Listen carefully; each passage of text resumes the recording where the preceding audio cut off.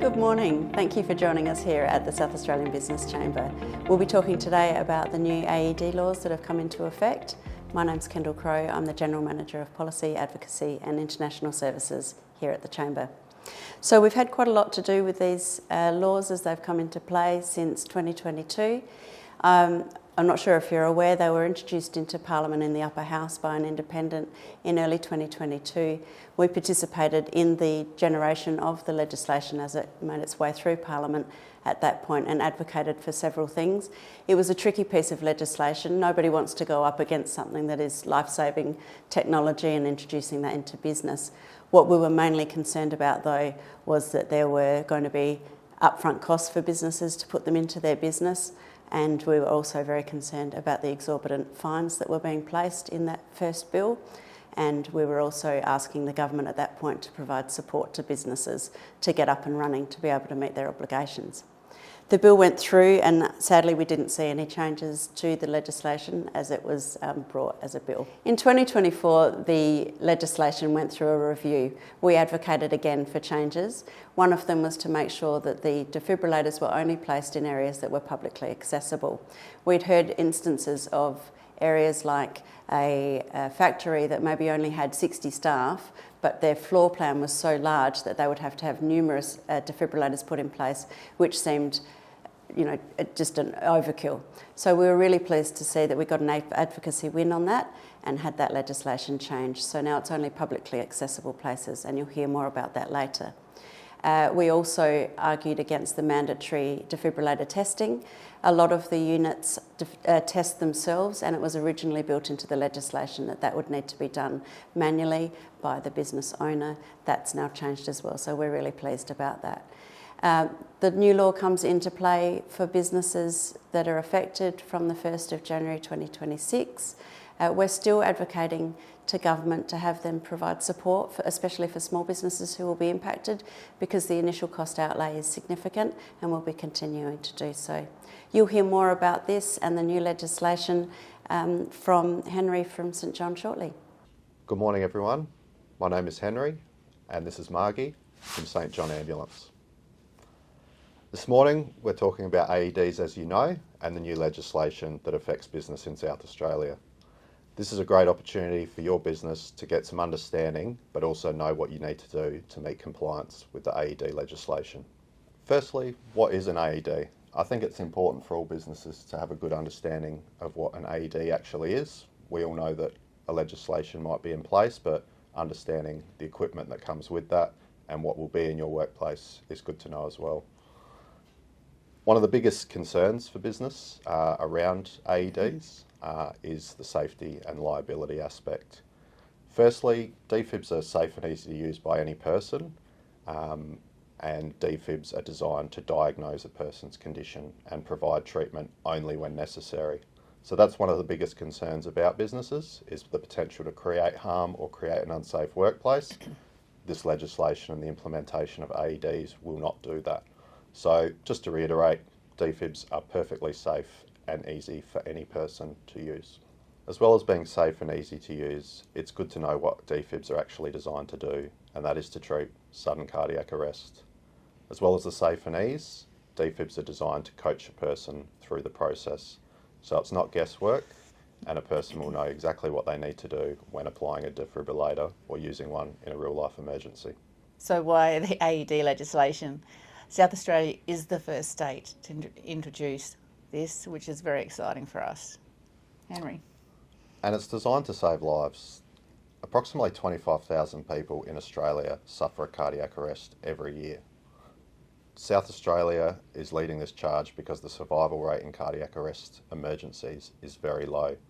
Unfortunately, only about 1 in 10 people survive a cardiac arrest incident. So to do the math really simply, over 20,000 people have a fatal cardiac arrest incident every year in Australia. Early access is a key part to survive. 1 in 10 at the moment only survive a cardiac arrest. Every minute takes 10% away from the chance of being from survival. So with the AEDs placed around, you've got a much higher chance of surviving. So who is responsible? Very good question, and the simple answer is that in most cases it's the building or facility owner that is the responsible party to implement and comply with the AED legislation. A good source of information, apart from what we're discussing today, is the Act and the regulations themselves. So there's 3 documents, and we'll provide links for each of those documents for your reference. But firstly, the Act itself will describe and detail exactly who is responsible depending on the circumstance and the situation of your business. The second document is the regulations. Regulations stipulate and provide more detail to support interpreting the Act itself. So if the Act seems a little bit hazy or hard to interpret, you can always refer to the regulations as they provide more specific detail that may be more applicable to your business. And thirdly, SA Health have a fantastic guide that helps businesses easily interpret the information, and that's the SA Health Best Practice Guide. All these 3 documents will be available after this presentation. And lastly, it's also important that this legislation comes into effect from the 1st of January 2026. So designated buildings or facilities are under Section 4 of the Act. It's important for businesses to know what their building or their facility is prescribed as in regards to the legislation. Take a minute to look at the screen because obviously a number of buildings and facilities are affected, and more detail, like we said earlier, can be found in the Act and the regulations. A couple of examples are public buildings or facilities. So these are buildings or facilities where the public has unobstructed access to or can access that building through payment of money, as an example. Also, a prescribed sporting facility is where sport is being played that has a building on site. For example, football clubs, cricket clubs, bowling clubs, any clubs that have the public come and use their facility. And just to note, that also includes things like ballet studios, yoga and Pilates studios, any environment where physical activity or exertion is taking place. So a relevant building is a building that has a floor area of 600 square metres or more. And lastly, a relevant facility is 2 or more relevant buildings which are in close proximity to each other. This can be occasionally confusing or hard to determine, but just remember it's any building that is on the premises or within close proximity to each other do need to be included when interpreting how many AEDs are required. So now we'll provide some examples of affected buildings. The legislation can be a little bit hard to interpret in terms of exactly what buildings are affected, but it's good to know, and we'll go through a few examples right now. A prescribed building, quite simply, is a building that has less than 600 square metres and has some construction or major works that will take place or have taken place since the 1st of January 25. Those major works or construction do need to exceed a dollar amount. In this case, it's $100,000, but it's good to check regardless of what the amount is, and if any works are being done to that building, it may implicate having to comply with the legislation. Other venues that are affected by the legislation are gambling venues, such as pokies, betting venues, also theatres, cinemas, where there's large gathering of people, cultural venues, performances. As we've talked before, all sporting facilities, all your clubs, all your football, netball, cricket, any kind of bowling, and your yoga and Pilates studios. Childcare centres and schools are a big one. All public schools were on the 1st of January this year, and all privately owned schools and childcare centres are from the 1st of January 2026. It's good to know too that with schools, some are not included or are excluded from the legislation in terms of number of DFIBs that they're required to have. So for schools in particular, just be mindful that there might not be the requirement to comply fully with the legislation. It may only be a partial requirement. Places of worship also, churches, retirement villages and aged care facilities. People do tend to forget about those ones, so yeah, that's an important one. And also caravan parks. So Henry, what is a relevant building? It's a good question. Relevant buildings do also fall within the legislation. So as well as a prescribed building, there is also a definition of a relevant building. These are areas or buildings that the public has access to, and that could be completely unobstructed access in this matter. Calculating the floor space is an important part of understanding whether your building falls within a relevant building, and in this case it's considered a building or space that is 600 square metres in floor space. It's good to know that some things are included, or you should include when calculating that floor space, and that is things like verandas or balconies, also stairwells, amenities, or any other place that falls within those four walls and roof structure. So if you answered yes to these above questions, that will help you determine how many AEDs you will need for your space. Is that correct? Absolutely. It's also good to know, businesses, that if your unobstructed public access is under 2,400 square metres, then you only have a requirement of one AED. It's only when the unobstructed public access exceeds 2,400 square metres that the need for more than one AED may be required. So as you can see, we've given an example up to 5 AEDs. So it's best to check with the Best Practices Guide to see how many you require for your facility. So there are some places that are exempt from the legislation.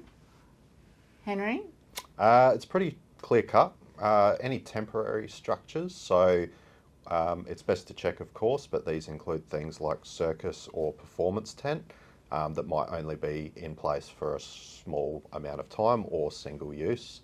What else does it include? Car parks. So if you have a car park, you don't have to put that in your meterage when you're working out the meterage that you need for an AED.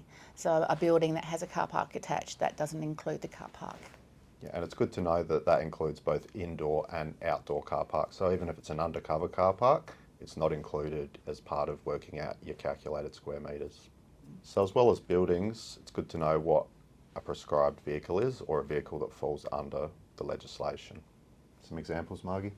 Freight trains, fighting aircraft, school buses carrying children only. There's not too many that are included as a prescribed vehicle, and certainly maybe not those watching, but emergency services vehicles do fall under the Act and the legislation to comply with having an AED, and also bus, trains, trams or ferries. So any public transport that carries 14 people as well as the driver. So it's good to know that there is a stipulation around the amount of people that public transport carries, and understanding if you exceed it, that there will be a mandatory requirement for one AED. So just adding on to that, it does include private bus companies and charters as well. So now that we have a better understanding of what buildings and facilities and vehicles may be falling under the legislation, it's now a good opportunity to actually understand what we need to do to be compliant with the legislation. Margie? Okay, so vehicles and buildings are very similar. There's a few slight differences. The machine must be fully operational, which means your batteries and pads should not be expired.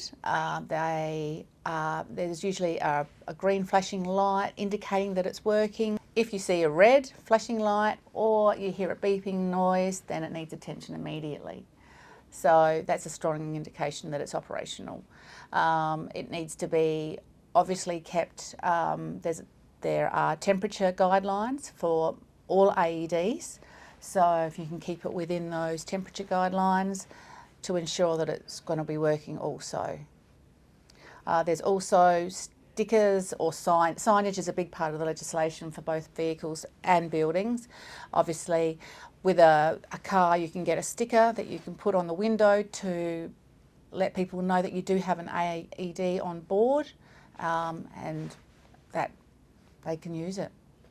That's a really good point. A lot of the legislation is around the implementation of AEDs, but it's also important to know that there's some compliance around having signage, so it's really easy to find that AED if an emergency occurs and that AED is needed. As well as prescribed vehicles, there's also some compliance requirements around prescribed buildings. Got some examples? Yep, absolutely. A lot of people use either a cabinet or a bracket to put their AED in or on. We always suggest between 1.2 and 1.4, about eye height, adult eye height. So they're easy to see. And then again, obviously we put our signage above that so that it can be seen. So it's easily seen by everybody and they know where to go. If it's behind a door in a room, again, put your signage outside that room indicating that that's where your AED is kept. Again, you need to check on it regularly to make sure that it's in working order, that the pads and batteries are updated. They usually last between 2 and 4 years. It's fairly easy to keep the machine maintained. It's also good to know, and this has been overlooked at times, that AEDs must not be locked or have obstructed access. Some AED cabinets have locks or keypads that require access. Note that for the legislation, AEDs must be readily accessible at all times. So no lock cabinets, no keypad access, no restriction to accessing that AED, or unfortunately, it'll be non-compliant. Also, they need to be registered with the SA Ambulance Service, the AED register within 2 weeks of installation. We will talk a little bit more on this and give you some more details. So as Henry's already mentioned, installation must be accessible at all times to the public. Say your AED is on a bracket and somebody has taken it down, it must be returned to the same spot, or if it's at a desk, it must always be returned to the same spot so that everybody knows where to find the AED. The cabinets are not run by power, they're run by a battery, which is great. You don't need a power source to make the cabinets work. So the installation of cabinets, it is quite simple. You just need to have somebody that can put a few screws in a wall and you pop the cabinet up. It's very easy. You don't need a power source to run the cabinet. It's run on a 9-volt battery if it has an alarm. So the alarm doesn't go to anywhere. It is purely a loud noise. It's great for either a deterrent or to let people know someone's in trouble. So it is important you keep your batteries up to date, and if they do stop working, it is a very simple process to change. You don't need a tradesperson to do. I think that's a really good point. A lot of people think the installation process requires a complicated trade or installation type. It doesn't require any power. That's usually people's biggest concern. So no electrician or no powering required is definitely something businesses should be aware of.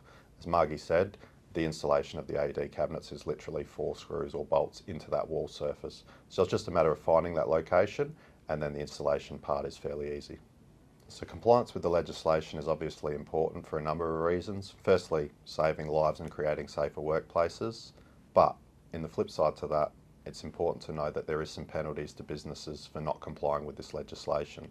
Some examples are on your screen, but Margie? Well, non-compliance with the legislation is a $20,000 fine. So that's, yeah.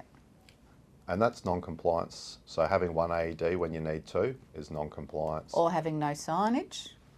Yeah, as we've just talked about signage, so that's a sign above the AED, outside a doorway, or a very obvious indication of where the AED is located. A $2,500 fine is applicable. Not registering it can also be a fine, and that's a $2,500 fine. Non-operational AEDs, it's as good as not having an AED, and that will incur a large fine too of $20,000. Also tampering or removing the AED without authorisation can be $10,000 fine or 1 year imprisonment. Things to consider. There are many things to consider when getting an AED. The first one, is it TGA approved? There are some out there that are not TGA approved, and this is very important to make sure your machine is. So TGA is the Therapeutic Goods Association of Australia. You can easily find whether an AED that you're looking at or have already falls within their compliance. So where should the AED be installed?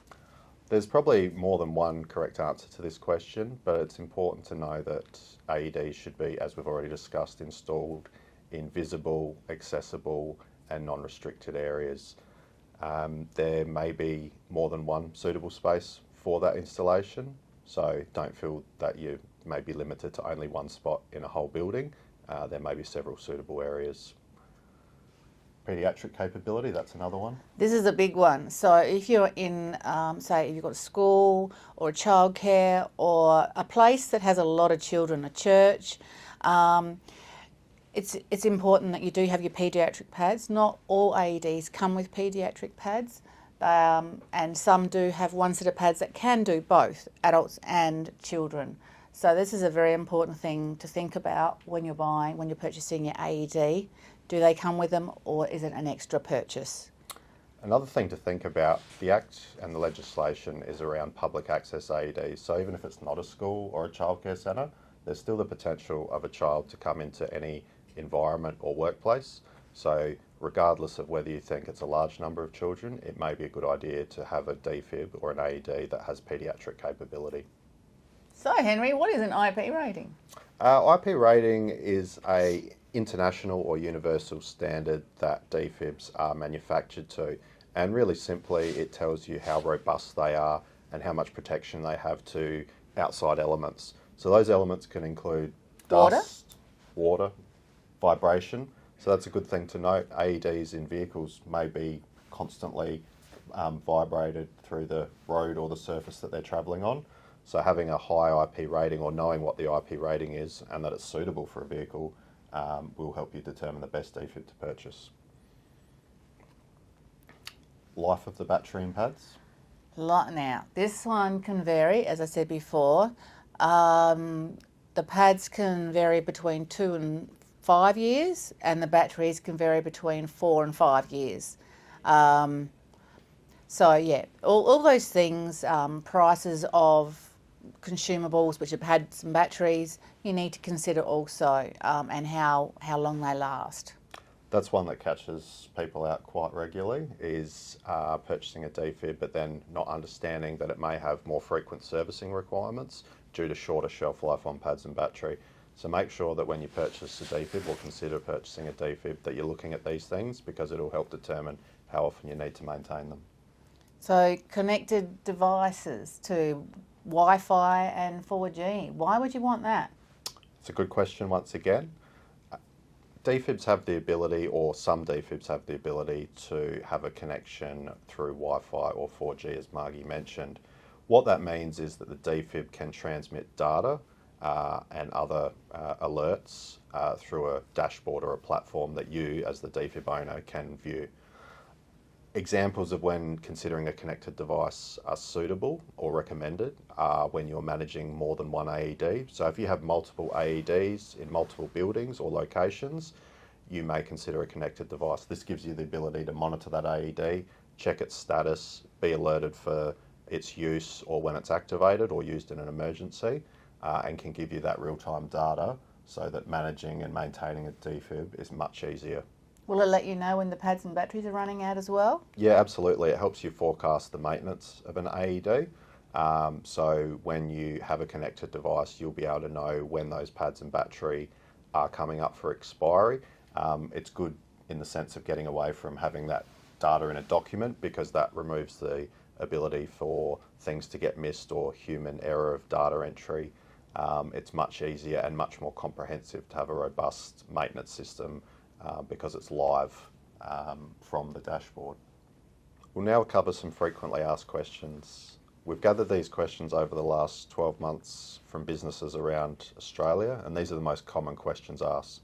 Some of the information we've already covered, but it's always good to have a clear understanding and reiterate some of those specifics so that you know that you're actually ticking that compliance box or being aware of what you're purchasing and implementing as part of the legislation.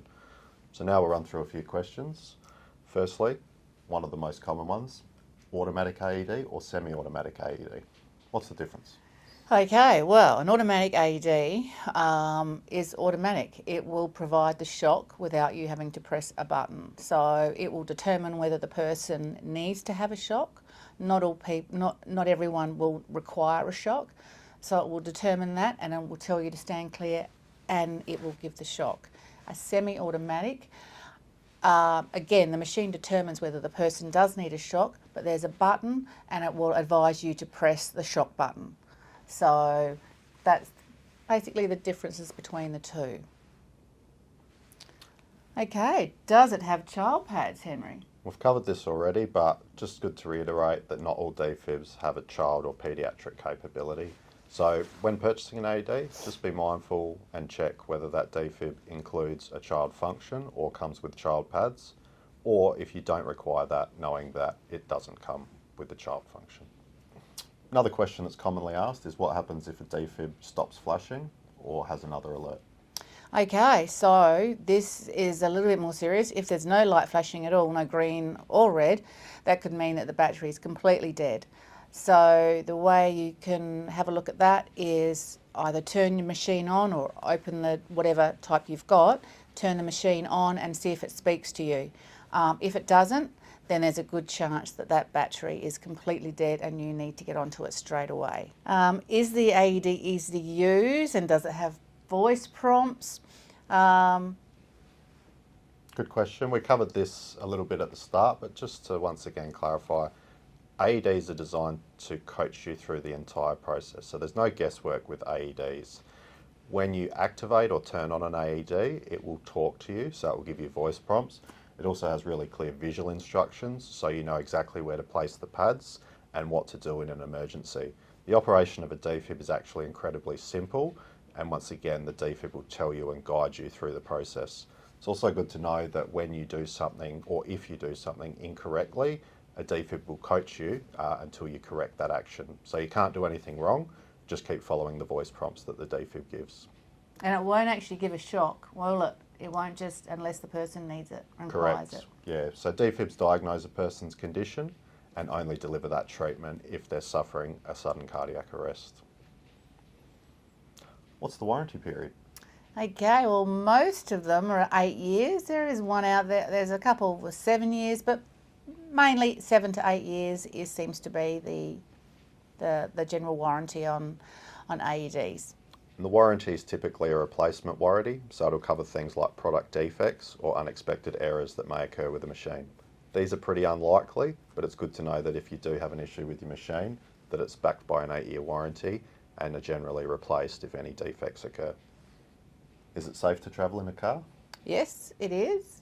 Again, you must check though on the temperature. If it has been in the car and it's a hot day, and you can take it out for a period of time, that is also really good, so that you try and keep it in those temperature ranges. What happens after I use an AED? That's a really good question. It's something we haven't covered yet, and it's hopefully something that most people don't have to experience rather than just maintaining an AED through normal means. But it's important to know that if an AED is used, that it does require some maintenance or refurbishment.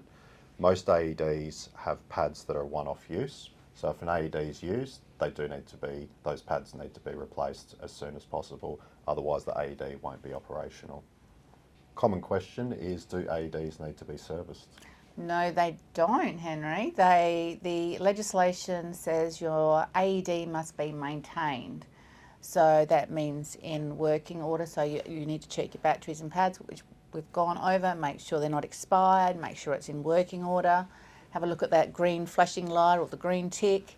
That's a good indicator that your machine is ready to go. Where can you get it serviced?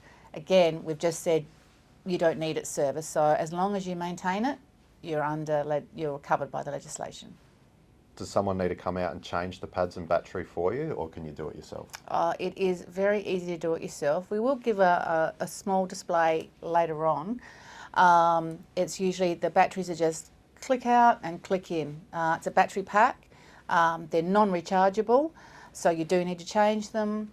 And the pads are the same. You just need to pull out the pads and put the new ones in. So very easy to do. You do not need someone to come out and do that for you. So what does the beeping mean? Beeping AED generally means that it requires attention, and most commonly it'll be to replace the batteries or pads. If an AED is ever beeping, best to check it as soon as possible. People often ask, do we need the machine installed? No, you don't. When you receive the machine, The battery will be separate to the machine, and all you need to do is put the battery in the machine, have a look at it, see that, make sure you've got that green flashing light or the green tick to make sure it's working. You can turn it on and you can listen to the prompts, and then as soon as you turn it off, it'll just go back into ready working mode. So you don't need anyone to come out and install it for you. All you need is the cabinet to be installed. What happens when the alarm goes off in the cabinet? The alarm is purely an audible alert. There's a common misconception that alarms on AED cabinets may be alerting an emergency ambulance or services. That's not the case. Alarms on AED cabinets will make an audible sound, but are not linked to any other alert. Good for a deterrent. If someone's fiddling with it, they quickly shut it. That's true. The alarm on the AED cabinet serves two purposes. Margie just mentioned as a deterrent, but also to alert people that there's an emergency happening. Will the emergency services take the ED if it's connected to a patient or a person? No, it won't take the AED, but it may take the pads. So it'll leave the AED there, and it will disconnect the pads from the AED, and they will probably go with the ambulance. So, but they're only single use anyway, so you will need to replace the pads once they've been used. Are the batteries rechargeable? No, AED batteries are not rechargeable and should only be replaced with a new battery from the manufacturer or your supplier. What do you do with the batteries after you've taken them out? Good question again. Batteries, like lots of e-waste or electronic waste, can be disposed of at a council or any e-waste recycling facility. Do AEDs self-test or look after themselves? They do. This varies with various brands. Some self-test daily, some self-test weekly. So, yeah, it's a good thing to know that your AED is always checking itself and seeing if it's working and it's up to date. And the test includes checking the battery and pads? It does include testing the battery and pads, making sure that they've got enough charge life left and it's rescue ready. So can you use the AED if someone has a pacemaker? Really good question, and one that often concerns people that may have a AED available. Short answer, no, you cannot injure a person that has a pacemaker, but that also includes any other sort of implant. So that could be a stent, a valve, or anything that's implanted near the heart or within the body. Defibs are designed to work completely independently of anything else that's going on. So things like pacemakers won't affect an operation and won't cause harm to a person that has a pacemaker. So now we have some actual submitted questions from SA Business Chamber members. So these are some specific examples to their workplace and their unique environment. Okay, question. Our family-owned dental group operates multiple dental clinics across Adelaide Metro and regional South Australia. We would like to ascertain our compliance obligations of way of our dental practices located within health facilities and hospitals, our dental practices not in health facilities, hospitals, mobile dentistry. We operate dental vans fitted with dental chairs as a mobile clinic.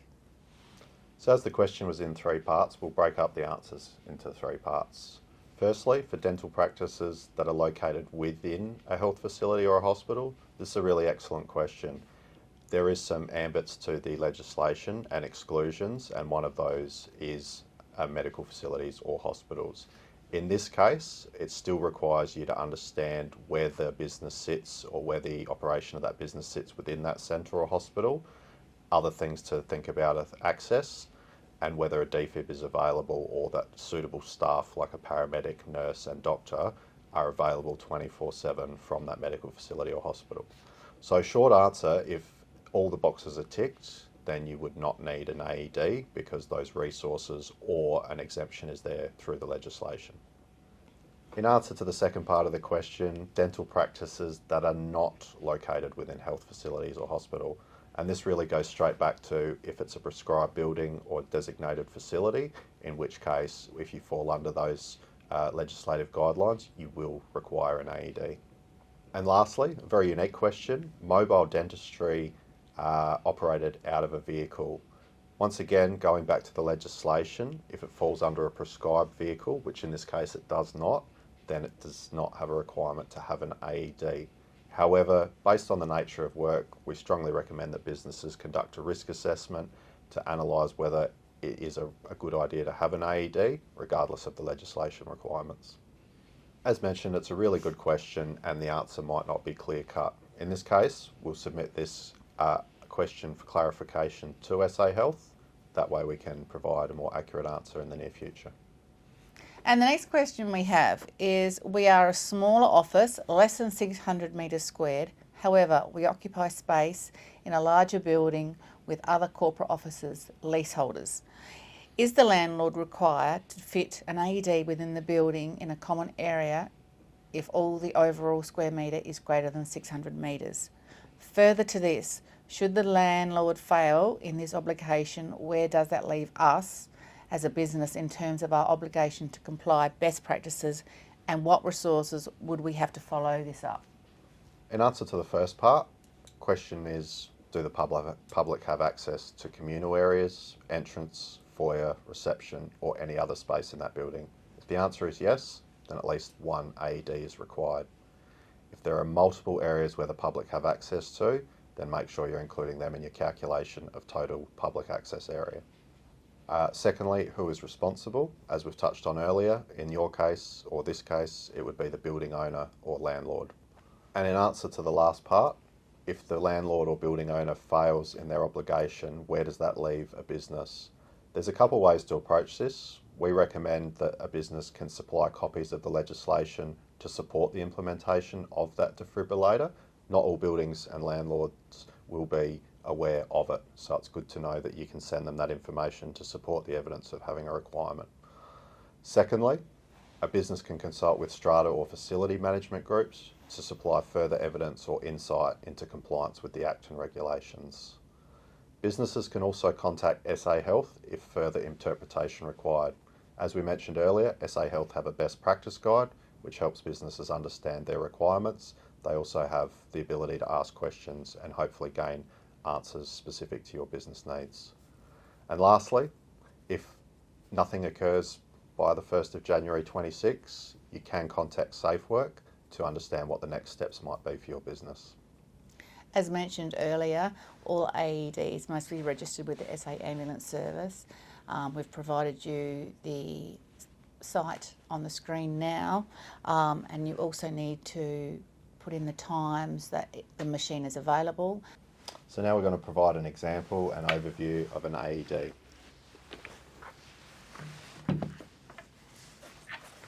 So, as we can see, there will be a green flashing light that intermittently flashes. On this one does come with adult pads only, and you need to purchase the paediatric pads. As you can see down here, this is the expiry date. Now, to take out these pads, it's just a simple flip of the lid and take out the pads.